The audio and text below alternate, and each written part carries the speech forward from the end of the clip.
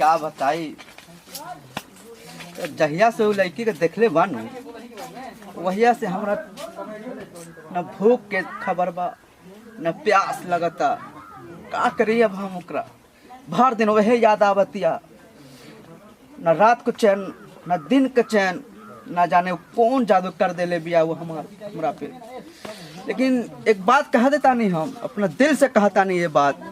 कल हम जरूर ओकरा के अपना प्यार के इजहार करब, जरूर करब। अगर वो ना मानी तो हम अपना जान दे दे, ये हमार वादा बा।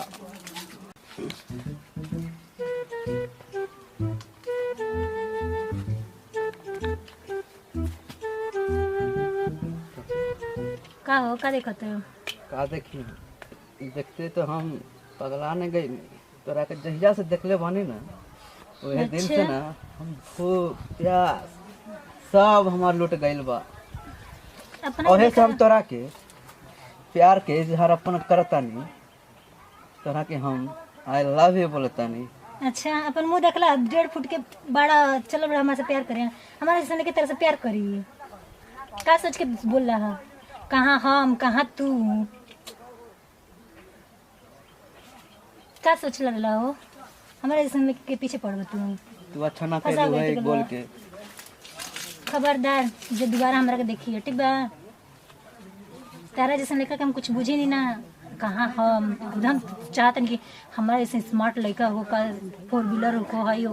तो हमरो पास तो 4 व्हीलर बा, अच्छा बाइक बा। 2 फुट के बड़ा तो तारा जैसे लड़का से हाइट से प्यार ना होला, करी? हाइट से प्यार ना होला। अच्छा, प्यार तब दिल पति से से होला, प्यार होला। दिल से होला, दिल से। अपन दिल और ये अपन फूल रख अपना पास, हम जातन।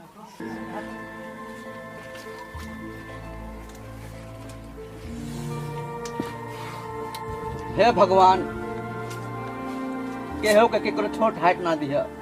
जैसे आज हम अपना प्यार के इजहार करके रोवता नहीं,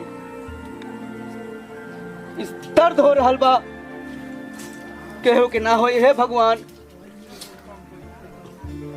आज हम एक लड़की के अपने प्यार के इजहार कैली, वो मुकर गइल।